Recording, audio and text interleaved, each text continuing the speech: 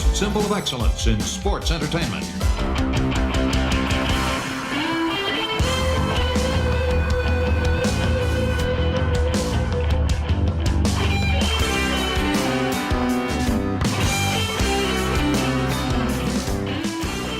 Hello and welcome to Arn. This is Paul Bromwell, and as always, I'm joined by the Hall of Famer, the founder of the Four Horsemen, creator of the Spine Buster, the 1A Tag Team Wrestlers, our television champion. He's the enforcer, he's AA, he's Arn Anderson, and he's dad this week because, Arn, we have Brock on the show with us today. But let me start with you. How are you doing this week? I'm doing fantastic. I'm glad... Go ahead. Georgia Bulldogs are kicking ass. I need the Braves to get straightened out. They're sliding. Listen, I am confident the Braves are going to get it all together before the playoffs. Listen, from top to bottom, that lineup, there's no break in that lineup. You and I have talked about that before. They should never lose a game. Yeah, no. Well, listen, let's get into it because Brock Anderson is joining us this week. Brock, how are you? I'm good, Paul. I appreciate y'all having me. This is, I know it's been talked about a little bit, and apparently during some of these Ask Arn Anythings, my name has come up a few times. So I figured, why not hop on here and just answer the questions myself? It has, and we are honored to have you. I'm excited. I've got to hang out with both of you before, and we were breaking some bread together several months back at Jimmy's Famous Seafood in Baltimore, and we had a great time together. So I have been looking forward to this, and I, again, just want to say thank you for joining us this week. My pleasure. Well, listen, Arn, Brock, before we jump into it, we have plenty of questions for this episode. But, Arn, I wanted to mention to you that I get to sit down every other week with Mike Chioda. You remember Mike Chioda, referee, 30-some years with WWE. We do a Monday mailbag style show for ad-free shows, and Mike has got some wild stories from his 30-plus years on the road.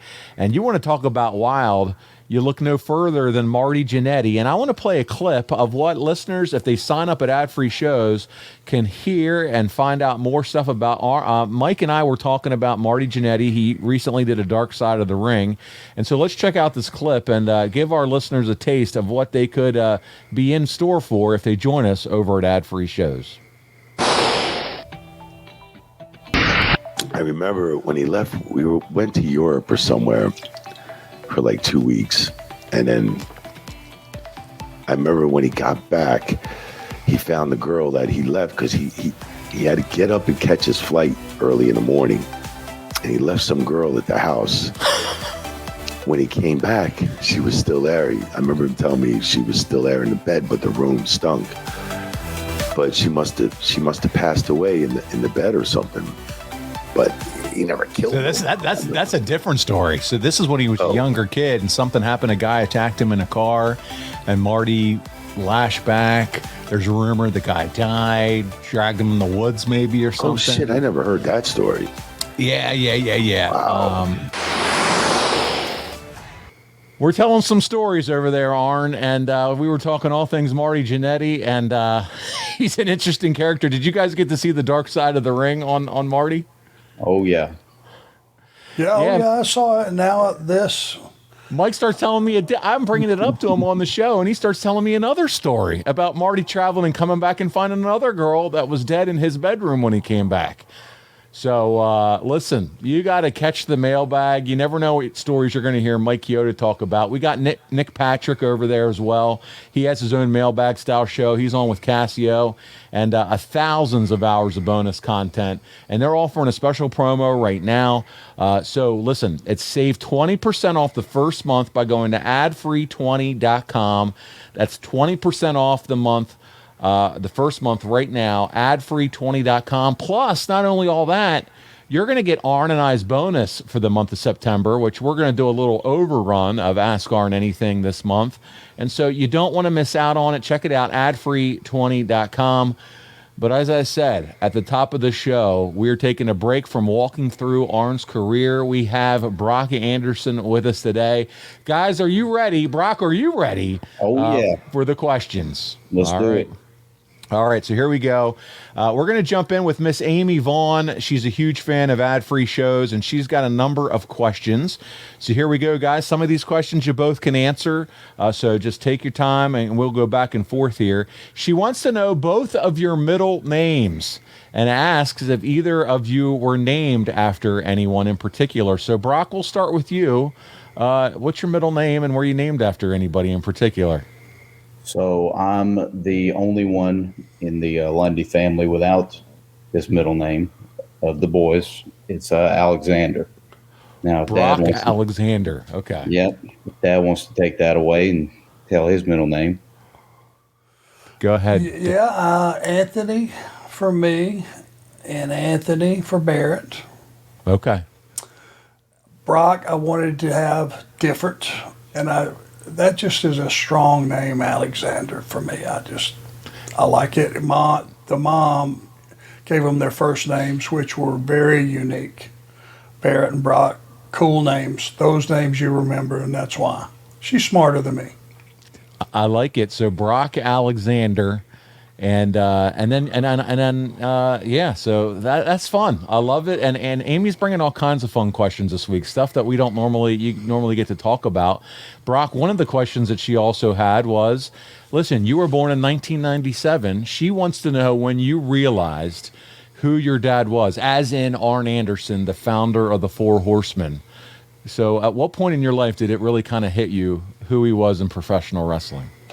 So, like you said, I was born in 97. So I know I look much older than I am, but people have a hard time figuring out how old I am and when I was born and how much of my dad's career I actually saw. He retired. I think he gave the Nitro speech at 6 months, August of 97. So I'd have been 6 months old.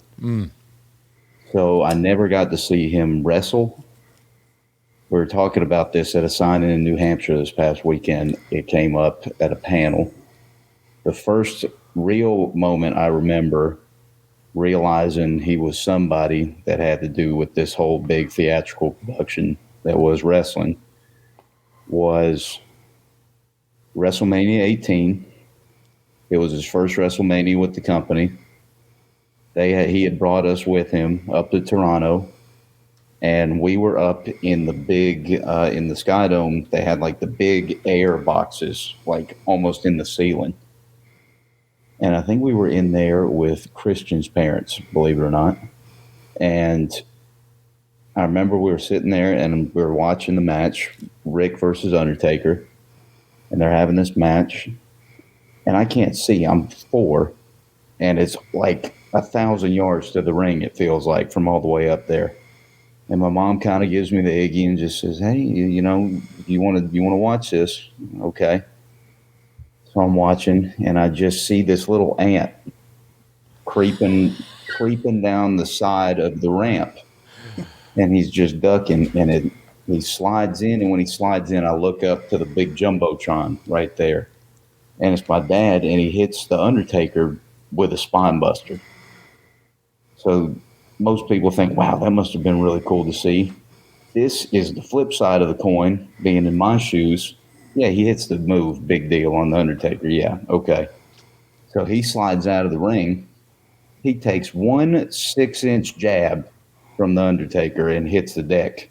When he comes back up, he is fully covered in a crimson mask. I'm 4 years old. I'm terrified. I don't know what's going on. I see my dad up on this big screen bleeding like a stuck pig. I had a nervous breakdown. Just bawling your eyes out. And I don't remember any conversation afterwards calming me down or explaining what had happened. He was just kind of like, oh, yeah, he got one on me. I'm okay, son. It's all Yeah, right. Don't I worry got about him. I love it. So you said you're 4 years old. By the way, not only do you get to see that moment with your dad, that's also Rock Hogan. Yep. So, you're in the crowd for that most electric kind of crowd reaction of all time between those two. That's pretty cool. You know what's nuts? I don't remember that at all. At all. I don't Nothing. remember any of that. I just remember that moment. Of course. Which, if I had to pick between the two, I'm glad I remember that one. Yeah, absolutely. So you remember that moment. Now, at what point or age range are you starting to say, I want to watch wrestling and I'm going to start going back and watching the Crockett days and things like that? So we always watched wrestling. It wasn't, it Okay. was just ingrained in the fabric of the family. It's how he put food on the table. It was our lives.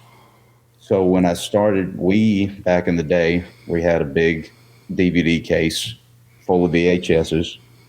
So I'd pop those in and they were terrible quality, but that would be the first time I saw that he was a wrestler and what he was doing.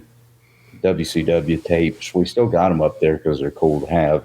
That's awesome. But that would be the first moment. And then I think the original question Amy had was when I figured out he was like Yeah. the leader of the Four Horsemen. I didn't probably until WWE put out that DVD on him. The Four Horsemen DVD. Yeah, that really good DVD they put out for him. That's so cool. Arn, what was it like, though, for you? I got to ask you, watching your son figure out and see what you did and just get, I don't know, that institutional knowledge and start to be like, man, Dad, you were really something in this business. Because I'm sure, Brock, there was some of that as you started to uncover what your dad had accomplished and see what he done in the ring. I mean, that's a proud dad moment, kind of, right? But you know what? I don't think he ever said that. I love that for it. I don't know if I have to put him I'm over. serious. He never put me over. There was Brock! there was never a time, Yeah, I was waiting. even to this day, where he looks at me and said, "You know, Dad, you're pretty good." Wow. Well, we're He going to has just never- uncover I'm some not sure stuff here. that he has ever said that. Well, he tells me enough in private settings enough that I don't have to tell him. He knows. Oh, this is fun. Oh, this is good. All right. So Amy goes on. Besides his dad, who are some of Brock's favorite wrestlers? So the one that I think because of the same thing, nobody knows the timeline, so everybody just assumed my dad was my favorite. He wasn't because I just simply didn't see him wrestle. We're starting to figure that out. Yeah. Yeah. And so my favorite growing up was the Heartbreak Kid, Shawn Michaels. He was my favorite, hands down. And he was part of the match that actually made me really want to become a wrestler. Him and Taker, that first one. WrestleMania 25. 25. Yes, sir. I sat there glued to the ring, watching every moment of that match. And that's when it clicked in my head. I was like, I know this is what my dad does, and I've been to these shows and I've been around it, but it was the first time I remember, I think this is what I want to do. That they just went out and had that crowd in the palm of their hands, and I want to feel that. I'm sure you have. Have you been able to meet Shawn? Yes, when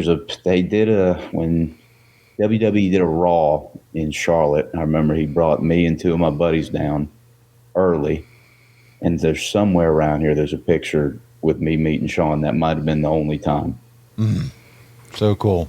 Oh yeah. I'm a big Shawn fan too. If I had to pick somebody through the years, and I know Shawn was great up until the first run, and then he was out for 4 years. I like his post back run because I just feel like he was.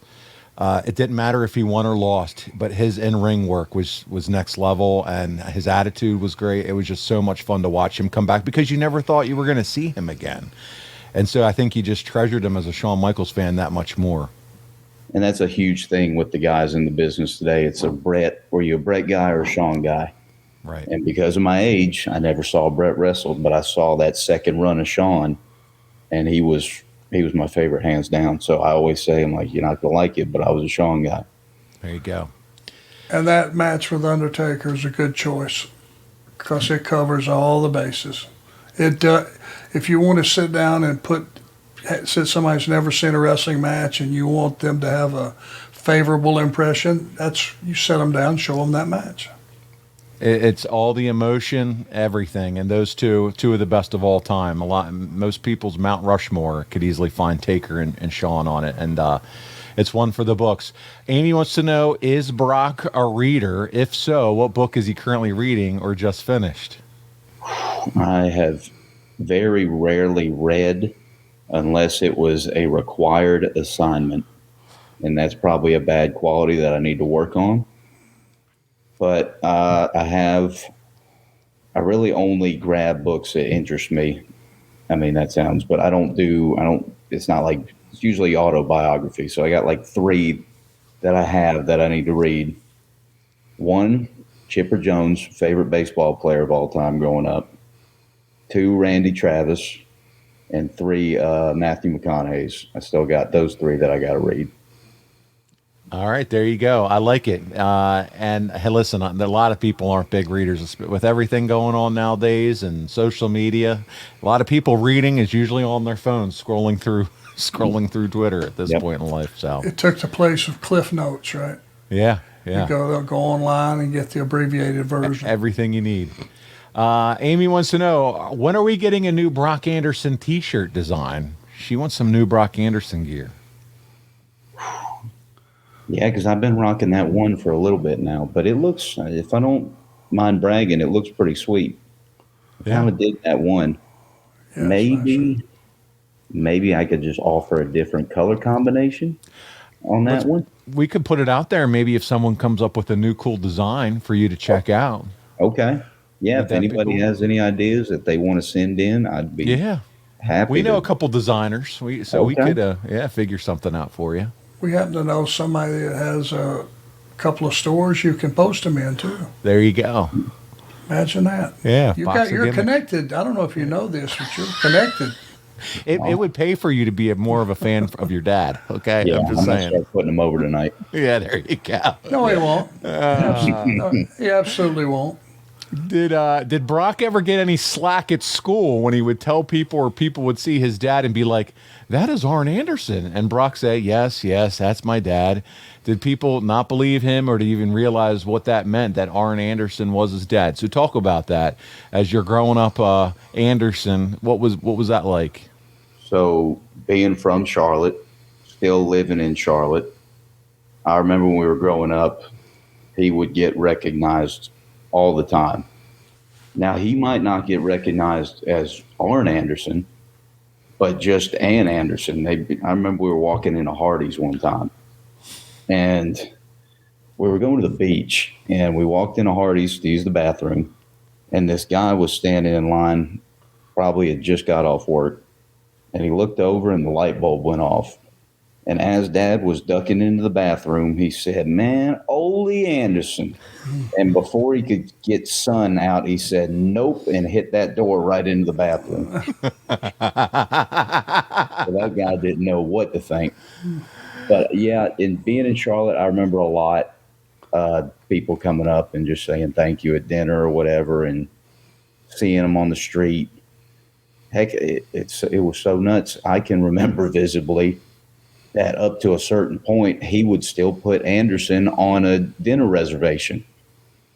Just to make sure you got that reservation on time. Oh, yeah. Yeah. There was a few select spots that he still used that when I was young. Nice. Schoolmates, could they figure it out? Any of your friends in school? They just knew that there was a couple dads in the neighborhood that knew who he was, and they would tell him who he was and that he had wrestled, but obviously he wasn't a current wrestler. So nobody really gave me any flack. Elementary school, everybody thought it was cool. Okay. Middle school was the brutal part, because middle schoolers are the worst people on the planet. They're just vindictive and just miserable. So that 2 years, I got in a couple scuffles just because they pop off about the business, and they're like, "My dad told me." I'm like, "Okay, sweet." But then the high school, it reverted back. Then it was back. It was like, that's cool. That's really cool. Nice. So just those 2 years. Arn, do you chime in, or you just having fun listening here? Just want to make sure. Well, high school was so fun. He started amateur wrestling, and he played football. And I actually was, just from a timing perspective, got to get some time off and go see him. The main thing I wanted to see him do is wrestle. And it just worked out that I got to see, like he would have matches on like Tuesday night. sometimes I would be home. So I got to do that, and there's nothing, if a father tells you that he don't just absolutely love watching his son play high school football, he's a liar. Because it is one of the most fun things that I've ever done, and you just beam with pride. You know, it's just, if you're a football fan, it doesn't get any better than that. Absolutely, and a lot of fathers listening to the show know exactly what you're talking about. You know, and I could just see him having, you know, toughness. He was starting to really get internally tough, because you got to be crazy to be an amateur wrestler. You don't ever get to eat. You starve to death. You sweat your ass off. And then you go out and you get stretched by guys that are, you know, when you're a freshman walking out there on the mat, you're a tackling dummy, you know, on amateur wrestling.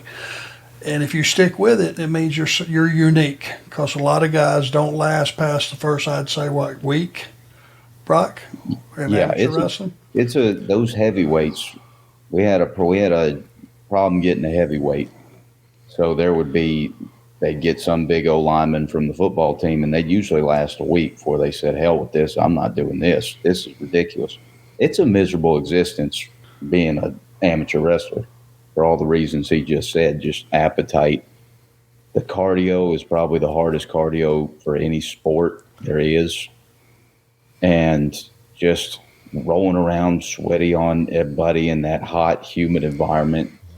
2 hours leaning on each other. Yeah, it's miserable. So you got to want to be in there to do that.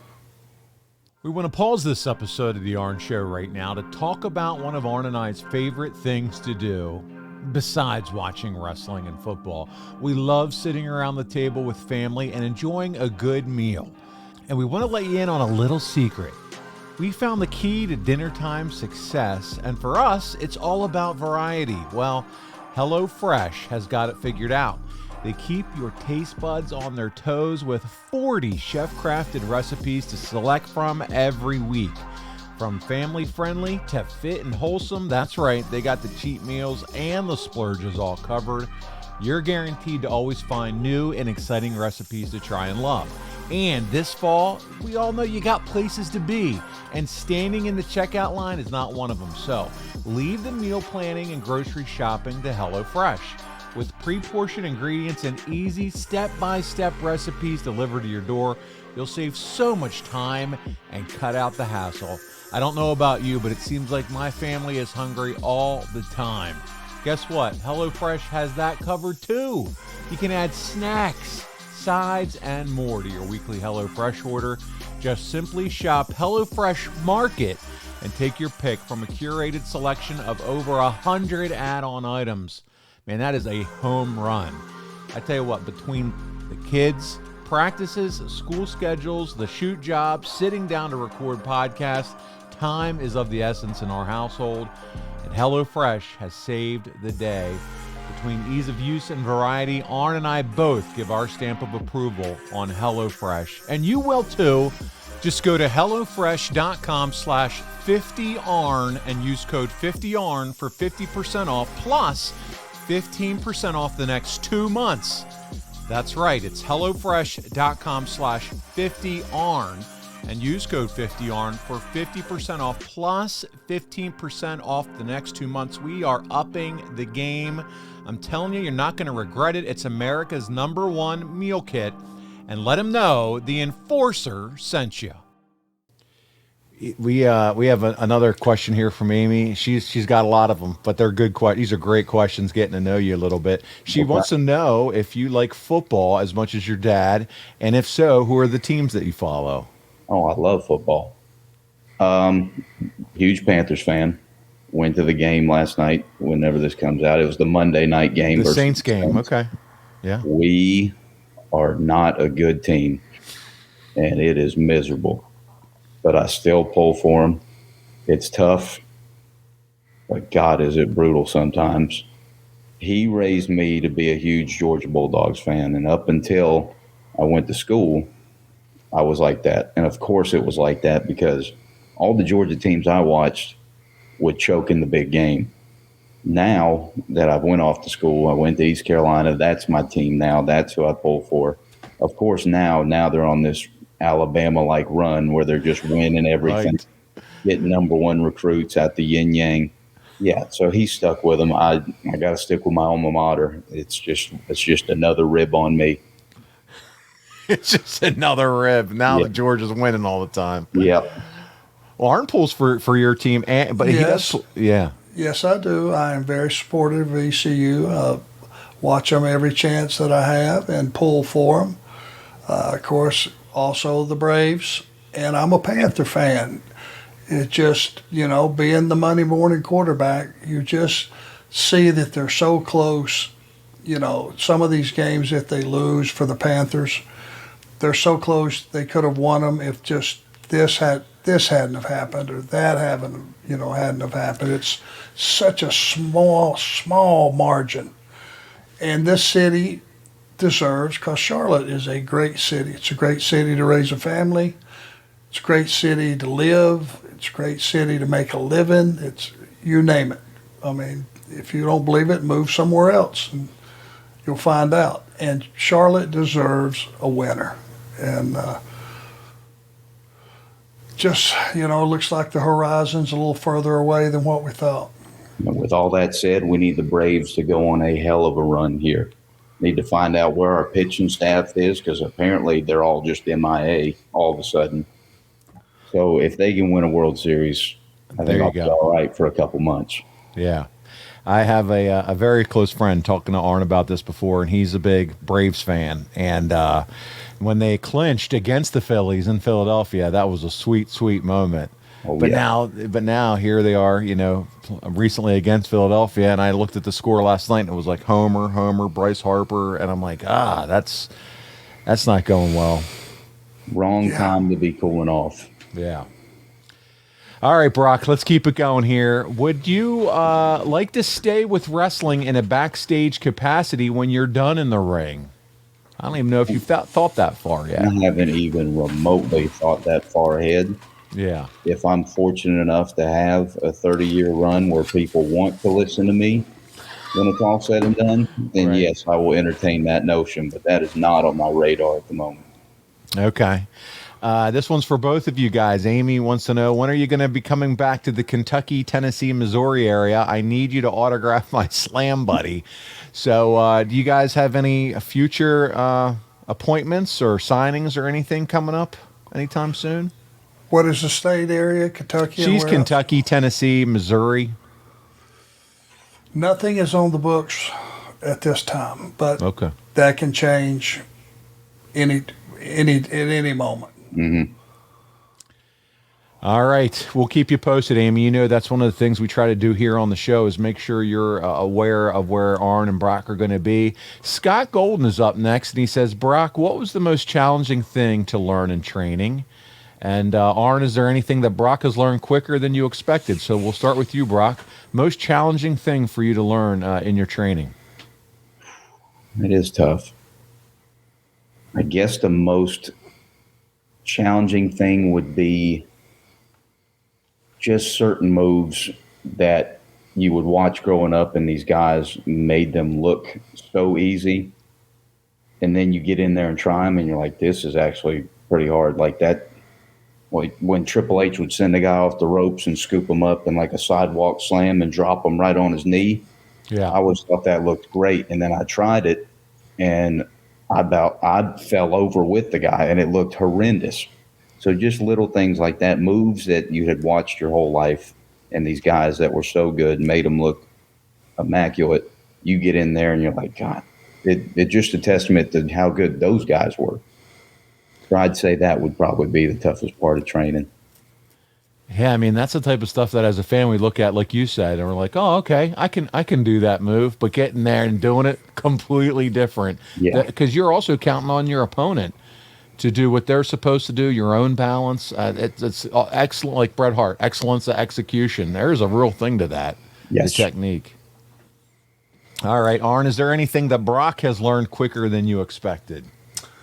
Well, the one thing that he gets, but he has to work on like everybody else, pretty much every young guy in the business. And this is my advice when they ask, slow down.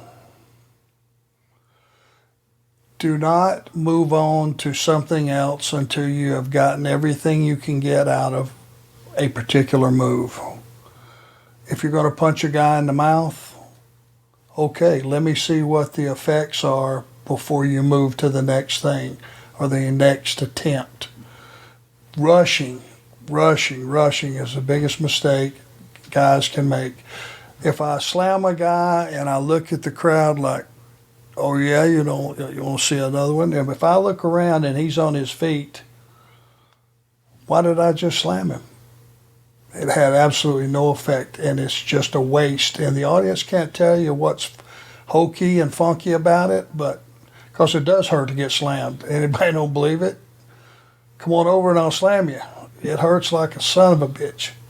So the main thing that I tell Brock, he gets wound up in a match like he should be wound up, and he'll punch a guy 5 or 6 times when he probably could have got away with 1 or 2 good ones.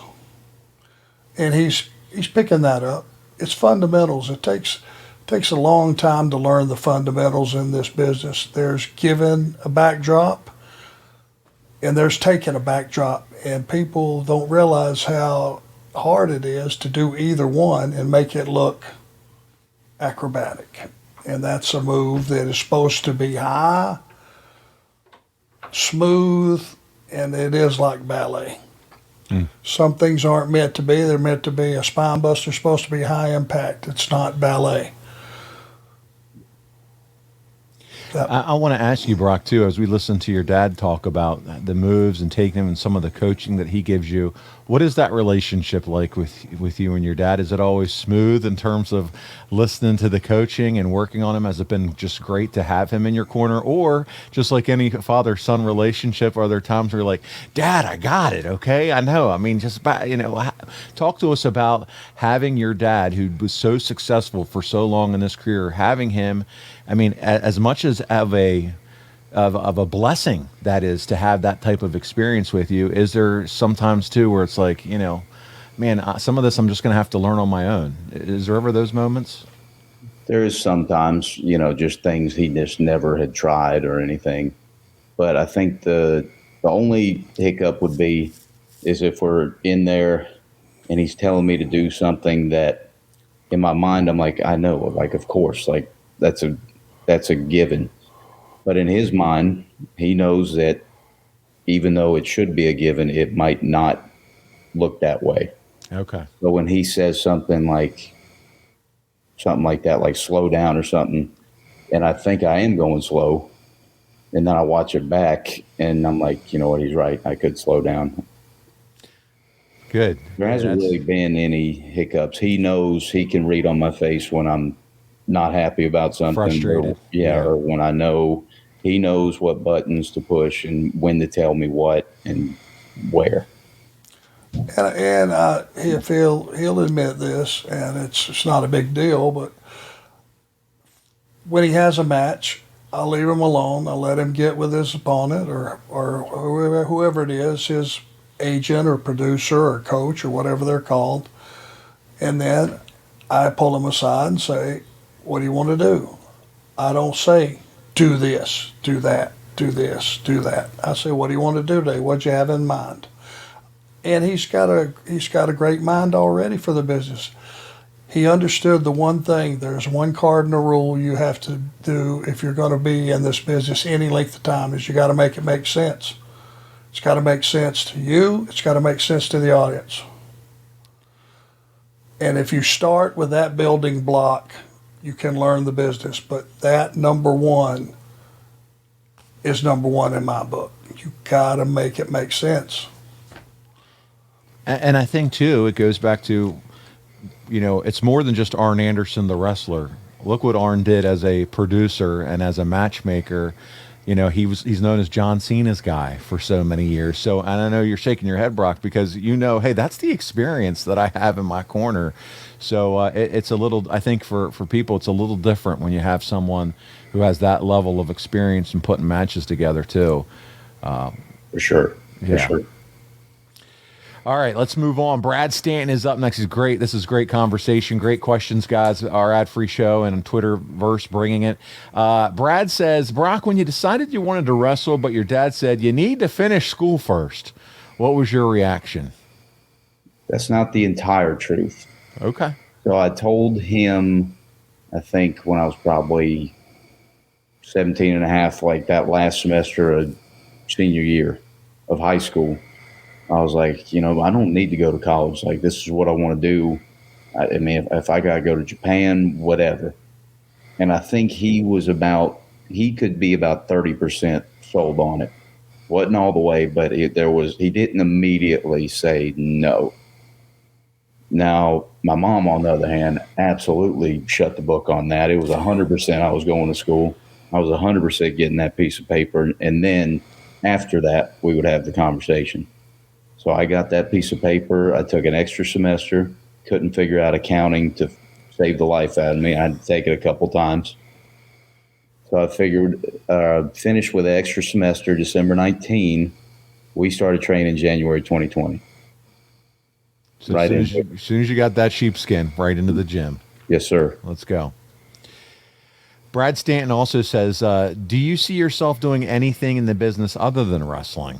And that was kind of Amy's question too. But I mean, at this point, your 100% focus is just continuing to improve, being the best wrestler you can be. Correct. Yeah, I'm locked in on this right now. Not even thinking that far down the line. Gotcha. Alex Wheaton is curious about what match of your dad's, single or tag, is your favorite, Brock? Do you have a favorite Arn Anderson match? Well, I know y'all been talking about him and Elegante for a little bit. Oh, there's some of that coming, by the way. So that's definitely up there. That. Have y'all got to the Renegade yet? Oh man, he's coming in hot. This is good. Yeah, they're good heat. There's some good ones in there. Any of those are all instant classics. These are all examples of it takes two to tango, and I don't give a shit how good you think you are. There are some obstacles that you cannot overcome. And you ain't gotta get all hot about it. My neck is on fire right now. This is good. This is good shit. Not good. Not good.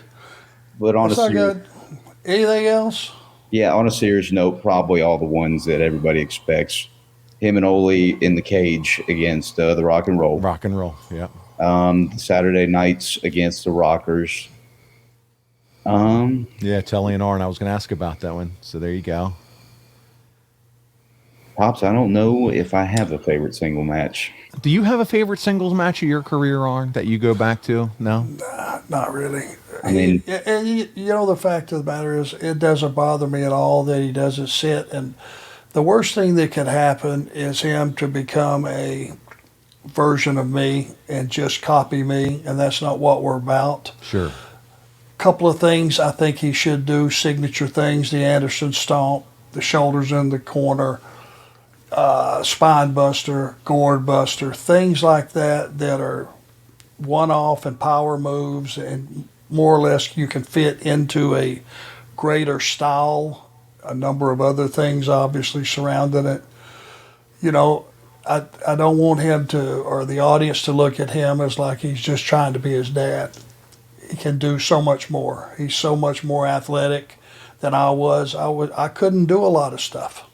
That's the reason I didn't do a lot of stuff, and that's just a fact. And a lot of people go, "Oh, come on." No. But what I did do, I tried to make sense and make it solid and look 100% legitimate. And if you do everything that you do offensively or defensively in this business, and you just try to make that your goal, make it 100% legit, you'll have a place in this business for a long time. Brock, I got to ask, I mean, obviously you are, people say it all the time, the spitting image of your dad, you know, and in his day. Did you ever consider being anything other than an Anderson when it came to wrestling? A different character, a different name, maybe not wearing? Okay. No, because a paternity test in my case would be a waste of time and resources. So true. So if I tried to go out there as Bartholomew, I don't think anybody would buy it for a second. Yeah. So I think I was kind of locked into that Anderson from the get-go. The genes are strong, my friend. Well, and it's a gift. You know, I'll just say this one thing I will say. You know, I hate to toot my own horn, but this Toot, time I'm going to toot it. He's wrestling royalty. Gene and Ole Anderson dominated tag team wrestling at the end of the 70s. You know, they were the team. Ole Anderson longer than that. I mean, he's wrestling royalty. His old man had a really good career, and it's still going on. For him not to accept that gift would just be foolish. Yeah. It's a little bit of a head start once he's first started. You know, oh, that's Arn Anderson's kid. Okay, well, let me take a look see here. But he has his own style. He has his own thought process. He had his own. You know, he was showing me things when he first started training, like what is the deal where you grab the arm? What is the kid's name that used to do the leg, where you bring the leg over the top and drop on the arm? The Bobby Duncan Jr.? Yeah, Bobby Duncan Jr. had a really nice move where he just grab a guy by the wrist, he's on his knees, and he just bring the leg over and ride him down. You know, and I didn't teach him that. He taught me that, watching him do it. You know, he's got a lot of stuff that he picks and chooses, and we all steal from each other, so it's perfectly acceptable.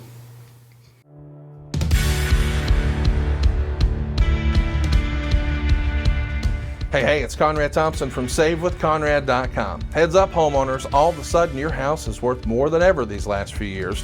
But what are we going to do with that newfound equity? No, I'm not suggesting you sell your house and go buy something else.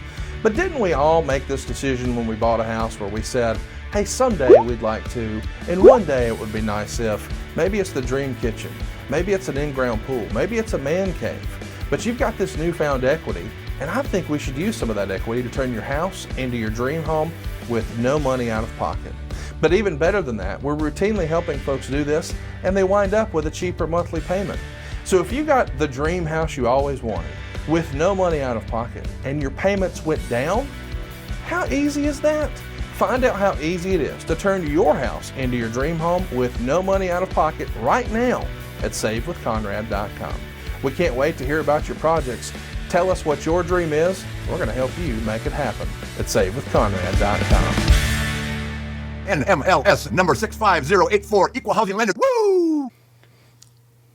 All right, Dylan is up next. He has a question for you, Brock. I told you we were going to be bringing all the questions. Okay, keep them rolling. All right. What's the ultimate goal for you in pro wrestling? Is it to be world champion, a tag team specialist, a workhorse in the ring like your father, maybe something else? Thanks, guys, and I hope to see Brock more on AEW television. So maybe, do you have some goals that you've thought about of what you'd like to accomplish in wrestling? I think, obviously, if you don't aspire to be the world champion in this, you need to do something else. That's just the standard. Now, there is having realistic expectations and knowing that not everybody's going to be the world champion. But I think if I could wrestle for 25 years and still have my health and, you know, my strength at the end of that run, I think I'd call that a pretty successful career. Absolutely. And simple as that. Yeah, I'm with you. Anybody that can have a career, you talk 20, 25 plus years in this business and have your health, that's a home run. That's a win. And listen, look at some of the guys that are out there now still doing it in their 40s and 50s. So it's a lot different as far as how people can take care of their bodies and things of that nature in this day and age.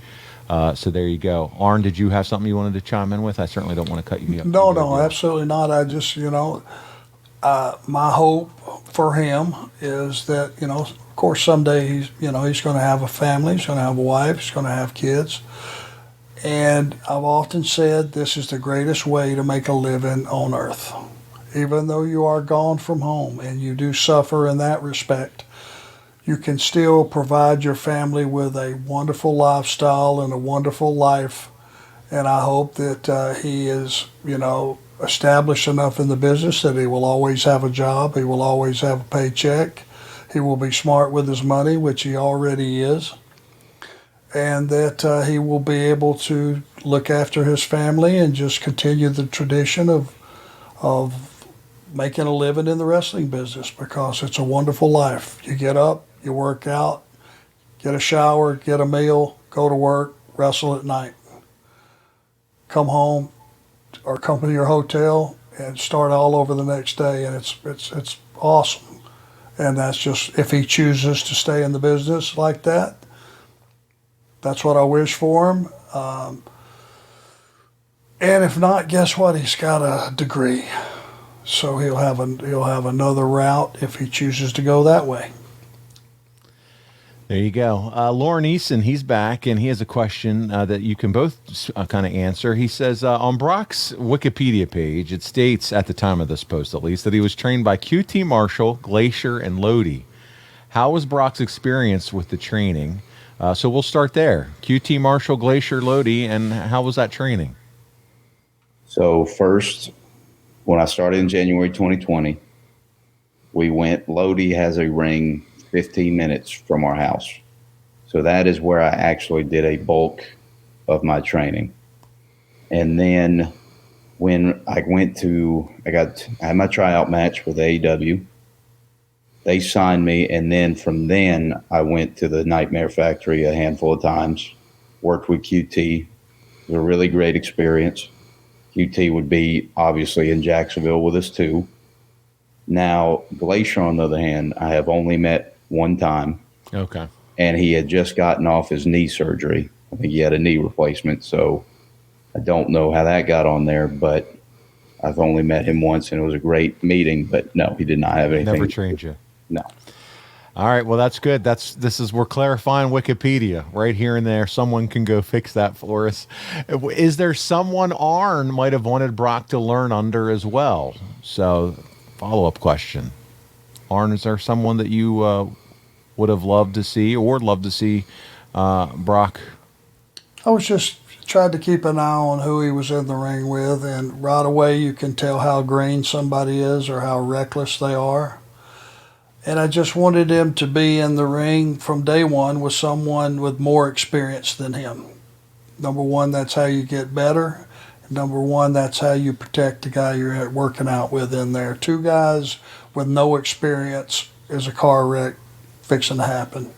So I just tried to, when we started with Lodi, who's your guys that are, and at that time, Lodi was still getting in the ring. So he would, work around with Brock a little bit, and then one of his students that had been there a long time would step in, and there was a couple of guys that were really polished already for the amount of time they were in. I just wanted to be in there with somebody that's not going to drop him on his head or do something stupid. Arn, that says a lot about you, though, too, as far as trust and belief in Lodi and what his school is doing to have your own son go there. So, what's the name of Lodi's wrestling school? We'll put that over if we can here on the show. Team Fearless Wrestling Academy. Can't say enough good things about the man. He's a really good wrestling trainer, but an even better person, and I think my dad would attest to that. 100%. He's a guy that cares about the business and cares about the young guys, and he is a good human being, and he's a good trainer, and he's a good worker. There's no negatives. Good stuff. Lauren, his final question is, what has Brock learned from his father so far? So maybe if there's one or two top takeaways when you think about all the time you spend with Dad, what are some of those things that you've learned from him so far? I can't really, this is going to be a dud of an answer, but I can't really say there hasn't been anything new since I've started that was like a huge breakthrough, because he had preached it my whole youth. Watching wrestling just at the house. Just make everything make sense and take your time. Those two fundamentals that I think we've already covered this show a couple times.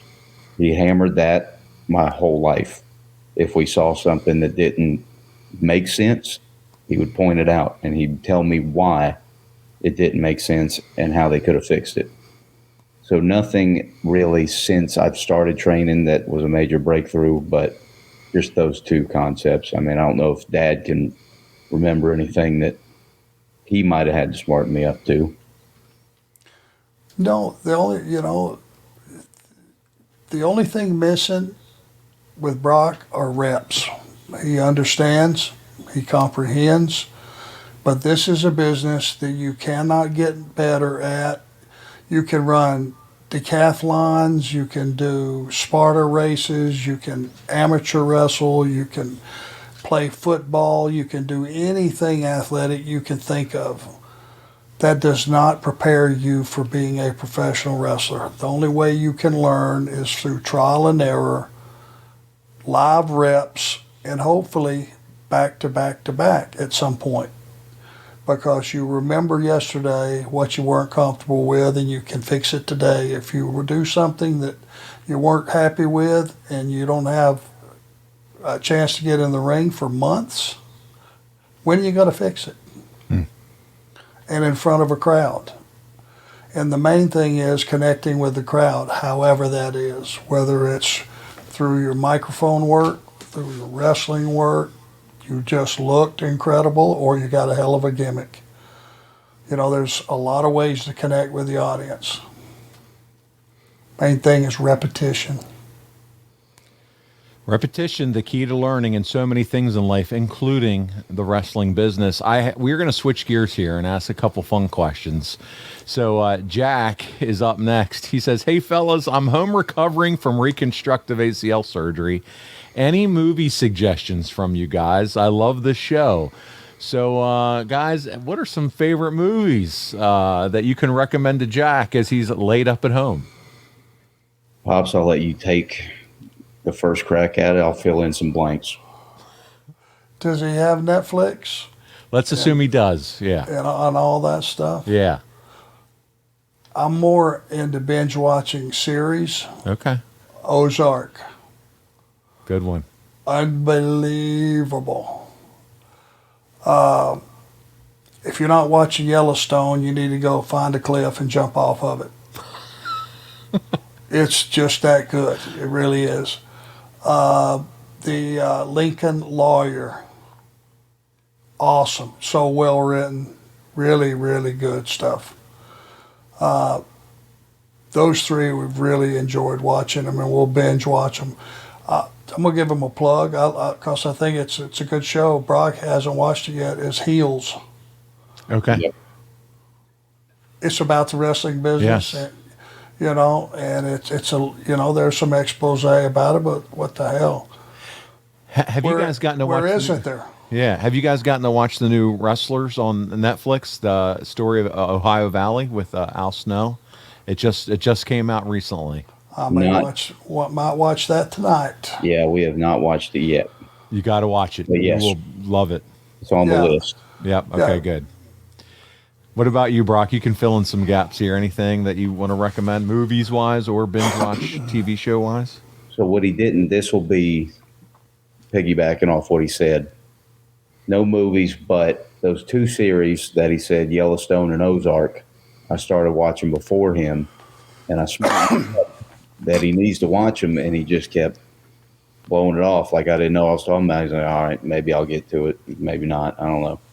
And then he watched it probably 2 years into their runs, and then he couldn't stop watching them, and it was all he was talking about. So I did it with another show that I wasn't sure he would like just because of the thick accents, but I don't know if you've seen it, Paul, Peaky Blinders. I've heard about it, but I've not watched that show. Watch it with the subtitles on. Okay. That was another one that we binged through in about 4 days. Okay.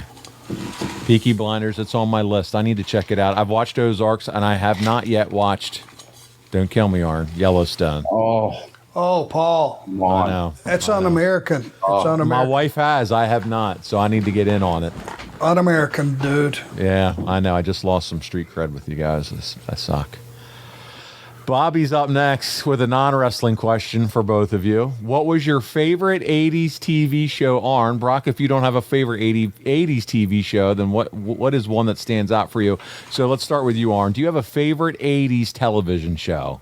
I don't A lot of shows TV in the 80s. No Magnum PI, A-Team, no Cagney and Lacey. I was on the road 330 days a year. Yeah. I would watch Around the World in 30 minutes with David Goodnow on CNN to put me out at night. That's about the extent So of you the missed TV. all the 80s TV shows back in the day. Other than sports. I would watch sports, and that was about Yeah. it, yeah. Oh, Because when was I going to do it? I was I know. I hear working you. every night. I hear and you. traveling. Yep, traveling from town to town. Don't get hot, Paul. Hey, listen, I'm the one who just said I don't watch Yellowstone, so I can't get hot at anybody. But You're going to be hot at yourself when you do start watching. I will. Like, what was I waiting on? God. It's like a present. I know it's coming, and it'll be well worth the wait when I start watching it. What was I waiting for? It'll be that kind of thing. So, Brock, again, 97, you were born. Yep. I don't expect you to have an 80s television show series, but Yeah, I can't do anything on the 80s front. You know, before Netflix, I wasn't really watching a whole bunch of TV because I was outside running around playing sports, being a kid, doing stupid shit outside. But I guess I can remember if he wants like a scripted, like studio audience show. Yeah, like a sitcom style Yeah. show. I can remember watching That 70s Show. My brother would have it on. There you go. And if he was babysitting me, he let me sit and watch it with him when the parents were out at When dinner. the parents weren't around. Yep. Oh, man. There you go. All right, I love it. So, Arn, we have a lot of 80 shows to catch you up on, and Bobby and I will help put the list together for you.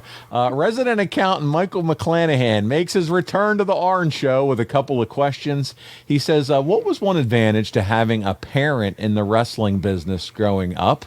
So one advantage, Brock, to having dear old dad be a wrestler, besides, being on the short wait list for some restaurants in the area. Was there anything else that was an advantage? But one advantage was also a disadvantage. He could so if they were running in Charlotte, he could always get us tickets. Yes. The problem is that he was backstage working. So who do you think was bringing us to the show? My mom. Mom, yeah. So I remember she brought me and Will Brown down to the old Charlotte Coliseum, now Bojangles Coliseum. And they were it was when they had the ECW reboot. And they switched over they were doing SmackDown, and they switched over to the ECW taping. And like the first thing out of the taping was I can't remember which diva came out. Kelly. Somebody. No? I can't remember. Oh. She was coming down, and she was getting Jay Bird naked on the way down. And me and Will Brown are sitting there like, this thing just got interesting. And my mom yanked both of us, and we went and got Dippin' Dots. I wanted to say, hell with Dippin' Dots. I want to see what's over there. Where's the naked lady at? Yeah, so we got in the building, but there was no payoff. Oh, she was being a good mom, but buddy, I'd have been right there with you. Screw Dippin' Dots. Hell with Dippin' Dots. That's right. And I bet, Arn, did you get a tongue lashing on the way home? Now, how could you give us tickets to that show knowing that was going to be going on? I got my ass chewed out. Of course, like I could have done something about it. Well, that's a great story. One thing he'll admit is that one big advantage about being in our household, and I made it this way on purpose, he has experienced some world-class off-the-hook vacations in his life, and I did that on purpose. I wanted them to see parts of the world and, certainly most of the country, and because I wanted to have, some guys are in this business want to save every nickel and live like a hermit. Some blew it all. I wanted to have a fine medium where I took my family with me, and we could have a week-long vacation in these exotic places in the Caribbean. It's probably our favorite, in Florida. And, things, and create memories that when you're old and can't go anywhere and don't feel like getting on a plane for 5.5 or 8 hours, but you can remember, and we have had some wonderful vacations. We've ate some fine meals, about as good as you can have anywhere on earth. And, we're thankful for that. And we owe it all to the wrestling industry. And that's something that we maybe take for granted sometimes. But, I mean, we've had a lot. I mean, we went to Aruba probably 9 times. I was going to ask about Aruba, Brock. Is it as good as Arn says? Well, yeah, he lied. He said we saw the world. No, we just saw Aruba 10 times, which there's no problem with that at all. But that's all the world you need to see. Let's be honest. Yes, everything he said, I can second. That is very true. That Marriott down in Aruba, he's talked about it in such glowing terms. I've scoped that out a few times. So I mean, you absolutely to need to take Mama and and your son and go down there for a week and stay at the Marriott. There's not an experience that I've been to Hawaii and St. Kitts and St. Martin and all the other St. John's, you name it, all of them. We've been to all those. California, name it. It's the best vacation I've ever had, obviously. It's awesome. I'm all in. And they have a Ruth Chris there too, don't they? You said Ruth Chris Steakhouse. And that ain't even the best thing they got. I mean, it's just all inclusive. Anything you can do on a tropical vacation, you can do at that Marriott. Name it. You sold me. I got to get it. I got to get my act together. We got to get down there. Maybe if I slow down on recording all these podcasts every other day, I'll get to do a vacation. We'll see. All right. Michael wants to know additionally, if Arn Anderson of the 1980s could give Brock one piece of advice about the business, what would it be? Don't be a liar. Don't be a thief. Don't be reckless with another guy's body. Return him to his family the way you found him in one piece. And just, even though it gets to the point where your family is, then we're talking down the road when you have a family, tell them you love them at least twice a day, even if it gets on their nerves. That's life advice right there. That's good stuff, Arn. And I feel that way. Yeah. Well, listen, we are going to wrap it up with Bryant Haremza. Brock, thank you so much for doing this with us. This has been a lot of fun. I think our audience has gotten to know you a hell of a lot better through this episode. So I thank you so much for your candor and your openness. Bryant Haremza, he has a couple of questions for you guys. He says, Brock, what match, and you've already kind of shared this, so we'll kind of talk through this. Would you say hooked you in wanting to become a wrestler? You said it was The Undertaker and Shawn Michaels from WrestleMania 25. What would you say is the best match that you have seen live? So that one, and I can tell you. You were there, why. okay. I can tell you why. So that was in 09, correct? So I'd be 12. So I was kind of in that age where it had become such regular circumstance. I was like, it was wrestling. It's just another wrestling match. But it was mostly because this is when those WrestleManias were starting to get pretty long. They were starting to get 5, 6, 7 hours with all those pre-show matches. So it's 4 hours before you get into the meat of the card. And I had I'm 12, so I had my Nintendo DS up there, and I'm sitting there just playing it. And I remember them playing, they always have, if WWE has anything, they always have those really good, like theatrical, the montages at the front. Yeah, the promos. The before the match that they play live in-house. Package. Yeah. And I remember seeing that, and my ears perked up. And I watched that, and the next thing I know, I look over, and Shawn's coming down from the ceiling in all that white, the white robe, the hat. He's coming down from the heavens, the heaven and hell angle, and Taker rises through, does his entrance. And then they proceed to have this match that I set my DS down. I think it lost battery. I think it died just sitting there. And I think they went 45 minutes, and I just remember and they had a slow build. Everything it just continued to get bigger than the rest, like my dad had preached how you put a match together. And it was just, they had that crowd in the palm of their hands, and they were kicking out. And just when you thought Taker had him, he'd kick out. And then Sean would pop up with a sweet chin out of nowhere, and then you'd think Taker was done. And I remember just thinking, I was like, I want to feel that. I want to feel what they just had in that match. And that was the moment when you said, hey, I want to do this. Yes. I'm 12 years old. I want to be a wrestler, 2009. I love it. Arn, we're going to wrap up on this question. This is Brian's final question. Do you think when a company has a lot of championship belts, championships left and right, it devalues those different titles that are not the world championship? Yes. Okay. Don't say anymore. Too Okay. many's too many. He said, in your opinion, is there a perfect number of titles to have for a promotion?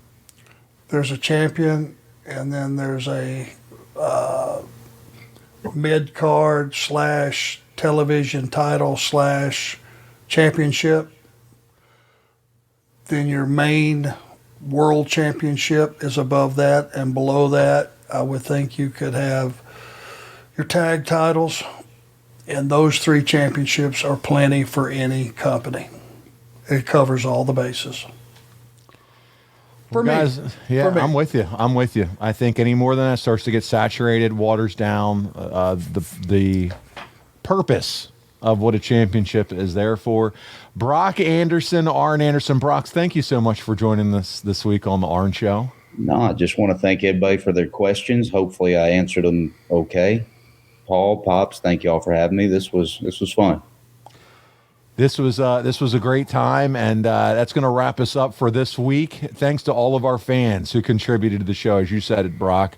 We had so many questions. We couldn't get to all of them, but we have them saved. And for those of you that are ad-free show members, we're going to do some Ask Arn separately, a 30-minute overrun here for all of you. But make sure you check out arnlinks.com for all things Enforcer. You can find our social media pages, our merch, maybe a new Brock t-shirt here soon.